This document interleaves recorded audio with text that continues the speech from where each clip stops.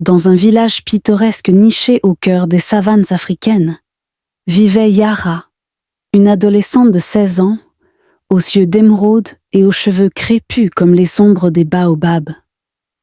Sa famille, respectée pour sa sagesse et ses talents en art traditionnel, était la fierté du village. Yara, pourtant, se sentait isolée, souvent écartée des autres jeunes de son âge. Le fils du chef, Amani, un jeune homme charismatique et admiré, travaillait avec son père dans les champs voisins. Depuis quelque temps, il montrait un intérêt grandissant pour Yara. Leur complicité, marquée par des échanges de sourires et de regards complices, ne passa pas inaperçue. Les murmures commencèrent. Maman Sola, la vieille femme sage du village, perçut les signes qu'elle croyait être de la sorcellerie. Selon les traditions, l'affection d'Amani pour Yara était un mauvais présage.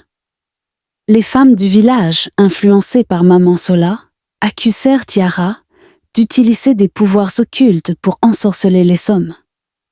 La tension monta lorsque les premières accusations furent portées.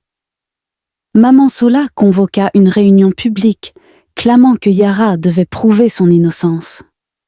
Le village se divisa entre ceux qui croyaient en la pureté de Yara et ceux qui voulaient la punir pour préserver les traditions. Yara, blessée par ces accusations, trouva du soutien en Nia, sa meilleure amie. Ensemble, elles cherchèrent des moyens de prouver son innocence. Nia, déterminée, proposa d'organiser un rituel traditionnel de purification, espérant apaiser les esprits et démontrer la véracité de Yara.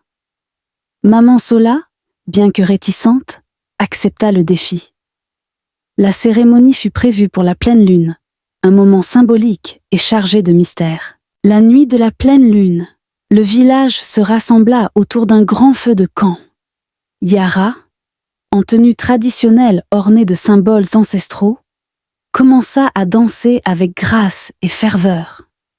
Les tambours résonnaient, les chants ancestraux remplissaient l'air, et l'atmosphère était empreinte d'une énergie mystique.